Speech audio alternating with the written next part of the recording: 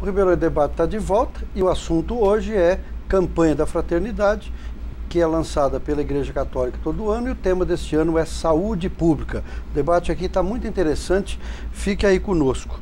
Eu queria retomar a conversa com vocês três a respeito da questão da saúde do idoso e a questão da saúde mental. No intervalo eu estava dizendo a vocês que presidi recentemente, até recentemente, o Comitê Estadual de Saúde do Conselho Nacional de Justiça, e lá nós criamos uma comissão para estudar a saúde do idoso e uma comissão para estudar a saúde mental, tal o nível de preocupação que a gente já vinha tendo lá no comitê. Então, vamos falar um pouco disso aqui? Quem se habilita? Bom, começa pela Samira. O idoso é uma situação que requer um cuidado extremo. São pacientes que já estão aposentados, alguns nem essa renda de aposentadoria ainda têm.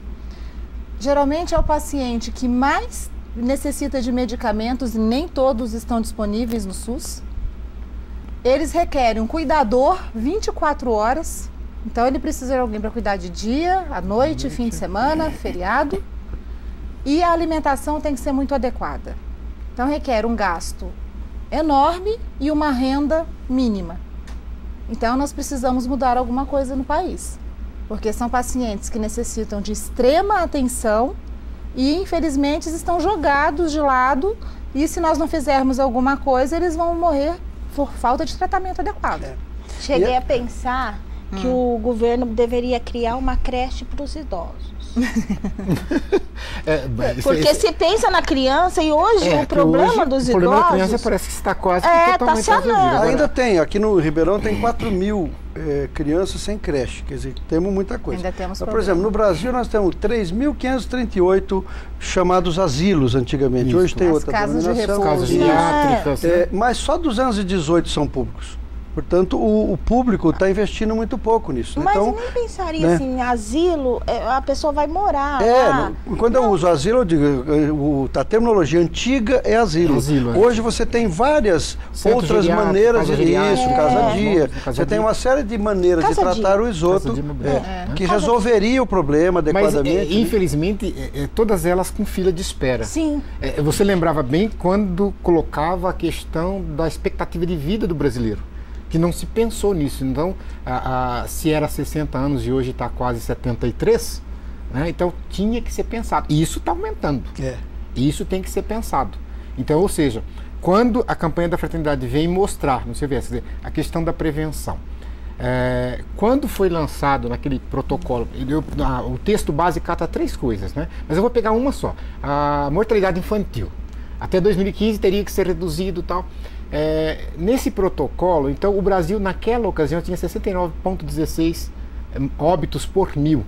Hoje nós estamos, a nível de Brasil, 19. No estado de São Paulo é menos, é claro. Muito menos. Mas, veja bem, aí entrou não só toda a estrutura médica e hospitalar, mas principalmente também o trabalho da Pastoral da Saúde, da Pastoral da Criança, em cima de tudo isso. Quer dizer, a igreja deu a sua parcela de contribuição, com a falecida doutora Zilda Arnes, né?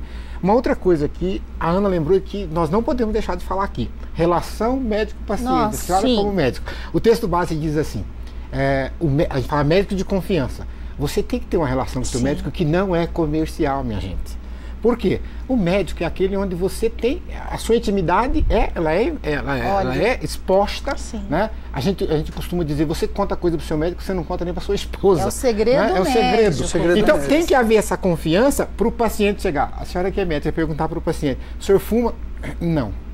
O senhor bebe socialmente. Então, quer dizer, o paciente usa droga, então precisa chegar e falar a verdade para o médico. Ele tem que confiar no médico. Confiar. E essa relação, então, é que a Ana colocava da dificuldade. Sim, que relação médico-paciente vai ter um paciente que entra no consultório do SUS e faz uma consulta de 3 minutos? Rapidinho. Pior que ainda. Relação de médico-paciente você vai ter? Pior, não existe. A consulta é de 3 minutos. É um médico que geralmente tem vários empregos para suprir, porque ganha pouco, então é um médico que já vem cansado, atende com menos qualidade porque não tem condição física para aguentar essa jornada. Mais um detalhe: se esse médico pede um exame, ele depende da estrutura do SUS fornecer esse exame. Então esse paciente às vezes demora meses para voltar na consulta, né, num retorno, trazendo esse exame, e a doença foi avançando. Sim. E esse médico perde aquele paciente, sem contar as vezes que em determinadas estruturas um médico atende, outro faz o retorno, um terceiro vê a próxima consulta e esse paciente fica perdido no meio. E a relação de confiança desapareceu. Acabou, não existe. Fica perdido no meio desse contexto. O paciente deixa de ser um paciente para ser um prontuário. E colocando, Samira, antes que a senhora colocou, a campanha da fraternidade também, o texto base traz isso para desmistificar esta questão de que médico ganha bem. Então a gente nem engloba só o médico, a gente engloba todos os profissionais da saúde não ganham bem. Eu vou citar aqui, nós tivemos concurso no nosso município há 15 dias atrás.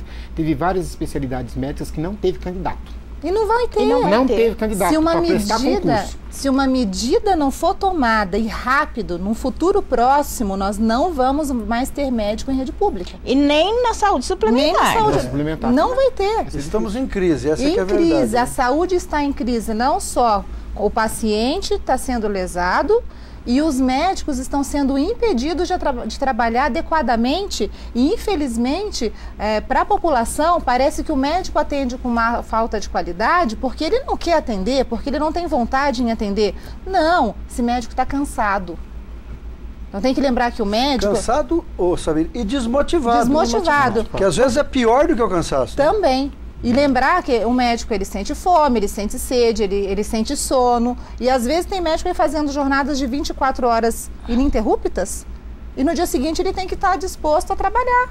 O que não vai acontecer. No final do mês ele ganha pouco. E o pouco que eu falo, porque médico antigamente achava, vou fazer medicina para ficar rico. Não, eu vou fazer medicina para pagar minhas contas hoje. E tem médico não conseguindo pagar a conta. Então... tudo vai ter que ser revisto. Ao mesmo tempo, nós temos, agora com a emenda constitucional 29, aprovada recentemente, vai aumentar o financiamento da saúde, mas ainda é pouco. Mas se você pensar que Ribeirão teve esse ano 363 milhões de reais no orçamento só para a saúde pública, né, é um dinheiro considerável. Muito. E aí a pergunta que se faz é, está faltando recurso ou falta gestão? Faltando gestão, na minha opinião. Eu quero citar um exemplo aqui do meu município. A questão da terceirização. O texto base vai chamar também a atenção disso. A terceirização do SUS. Nós tivemos, quer dizer, a prefeitura comprando o serviço de um hospital. Teve um entreveiro que, eu não vou citar nomes, é claro, mas na verdade foi entre pessoas. Uma de cá e outra de cá. Eles brigaram, rompeu-se. E a população sofreu e ainda está padecendo até hoje, porque aí o município não tinha a estrutura que o hospital tinha para oferecer o atendimento. Então são coisas que têm que ser pensadas. É o que o senhor disse, é a questão da gestão. Ou seja, se nós tivermos um gestor mais competente e preparado, muito provavelmente a saúde vai se modificar para melhor com os mesmos recursos. Nós temos exemplos, eu falo de alguns casos concretos que eu tenho esses doentes, é que de repente a Ana lembrou, você às vezes na saúde suplementar demoraria mais para conseguir uma consulta do que no SUS. Às vezes acontece isso.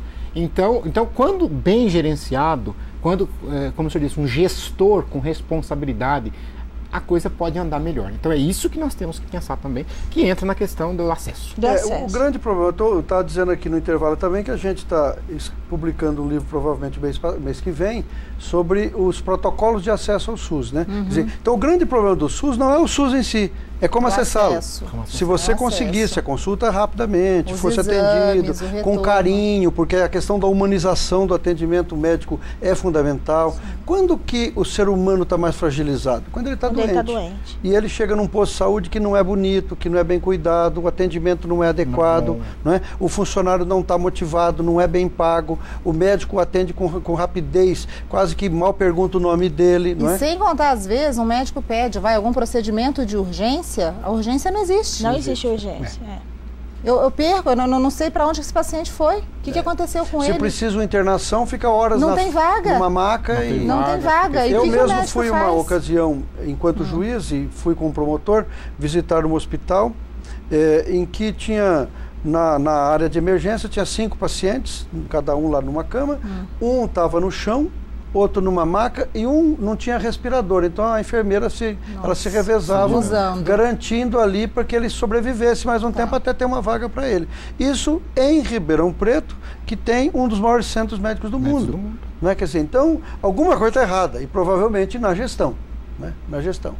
Com certeza é na gestão, porque aquilo que nós falamos, os outros dois princípios, né, da universalidade, a gente não discute tanto, mas a questão dessa gestão, do acesso, controle social, tudo isso precisa ser fuçado mais. Eu tenho falado muito do controle social, que é fundamental, né? Mas, por exemplo, eu ia gravar um programa sobre idoso, e eu quis ouvir o presidente do Conselho do Idoso, mas quando a produção entrou em contato para fazer esse convite, tinha que mandar um e-mail para a prefeitura autorizar o conselho a participar do programa. Quer dizer, isso não tem o menor sentido, ou seja, quando que nós vamos ter controle social se os próprios conselhos criados em cada... Quem controla quem? Né? Então, é uma situação que realmente precisa ser revertida. Eu acho que esses conselhos precisam ser deliberativos, precisam ter um aparelhamento adequado, tem que ter um prédio para trabalhar, tem que ter gente para apoio, tem que ter efetiva independência. Então, fica aqui um questionamento que realmente eu não consegui entender. Nós estamos prestes a terminar e eu não queria deixar de falar da saúde mental. Vamos voltar um pouquinho aqui nessa questão da saúde mental, que é um problema seríssimo. A questão da drogadição está fortíssima, os jovens estão usando crack aos milhares, a questão do doente mental mesmo, com esquizofrenia, outras doenças, e nós não temos uma estrutura para isso. Eu queria começar apenas lembrando, eu tenho comigo, na nossa entidade, eu tenho 9 com comprometimento mental. Destes 9, apenas 1 nasceu dessa forma. 8 são sequelas da droga e do álcool. 8. Então, olha onde é que está desabando a coisa. E a questão da droga, ela traz um componente que é a desagregação familiar. Então, geralmente a pessoa perde o vínculo. Ela perde o vínculo porque ela acaba indo para um outro município, acaba indo para lá e para cá, e aí depois, quando chega o comprometimento mental, ela já perdido esse vínculo, você não consegue mais reatar isso. E aí você está ali, diante de você, com doente mental, que às vezes não tem documento, você nem tem como descobrir, você tem que fazer um malabarismo total. Então, ou seja, é claro que os CAPs têm feito um bom trabalho, mas são insuficientes, não mas são? São insuficientes, eles não dão conta. E aí entra a questão do profissional lá, o psiquiatra está lá, o psicólogo está lá, que às vezes não está. Por exemplo, no ano passado nós tivemos a troca de 5 psicólogos no ano. 5 vezes foi trocado. E o vínculo é péssimo. Isso é um desastre, principalmente voltamos no vínculo. O vínculo foi quebrado. Principalmente porque o paciente mental, ele é especial. Porque essa questão do vínculo de confiança com ele é fantástico. Ele para o paciente mental, volta a estaca zero, tem que começar a tratar. E, Francisco, também agora o drogado, né, o problema da droga chegando no idoso, né? Porque eles envelheceram. Eles vão envelhecer. Eles vão envelhecer. Eles vão envelhecer com uma doença mental. Principalmente o alcoolismo. No caso do idoso é onde vai aparecer mais. E a doença mental se instala. Na verdade, nós temos que pensar lá na frente.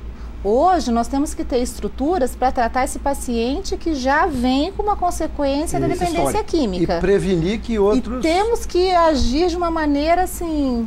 prevenção aí absurda, a prevenção... combate essas drogas, álcool, porque e não aí, tem mais jeito. uma vez, a falha do poder público. Em relação à questão das drogas, tanto quanto aos tratamentos, as clínicas, é muita ONG que faz o trabalho. Isso o poder público não faz. Nós, infelizmente, estamos chegando ao fim.